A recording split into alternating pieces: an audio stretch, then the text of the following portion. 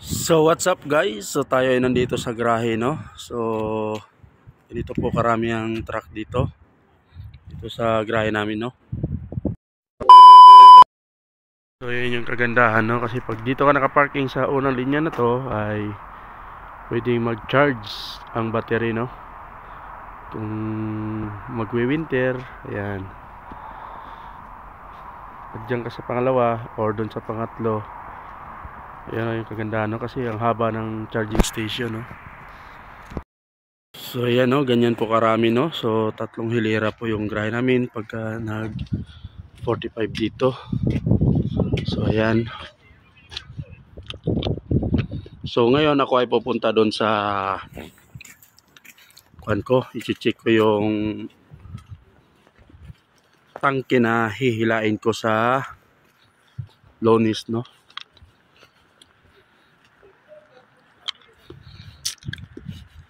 So napakalawak ng garahe, no. Kung pwede magpatakbo ng ano, ng 80. Wala nga lang preno-preno, nasa inyo na yan. So ganito po kalaki dito ang garahe. Yan, kung dyan ka sa first na yan na pwede mag ano, anong tawag yan, charge ng battery. So hindi na kailangan ano, dahil hindi na ako gumamit ng ano. So yan ay mga nakano na yan, clean na yan, ready for Monday yung mga tangke na yan. So ayan, ang dami pa dito sa likod. So ganyan po kalaki, no. Ayan, so napakahaba niyan.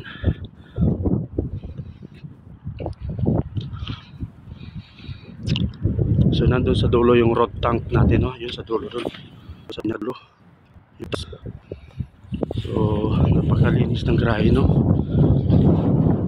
So 5577 yung hilahin ko. So ito, so i-double check ko na, no, para sa Monday hindi na tayo kailangan mag ano, kulira. Nakalimutan ko yung ano, silyo.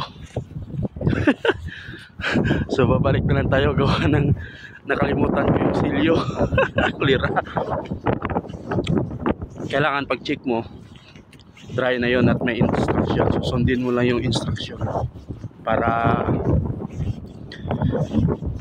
iwas problema. So kailangan yung ano natin, mindset nasa trabaho, you know. So mamaya continue ko sa inyo.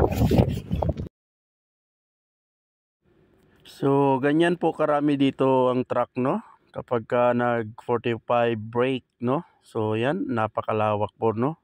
So tayo naman ay pinapatraining tayo dito, no. Minsan tatlo po ang hila niyan. Nakita ko doon sa ano, sa Sweden.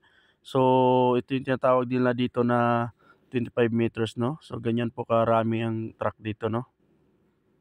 So happy weekend po sa ating lahat, mga katrackers, no. So tayo ay nandito sa ibabaw.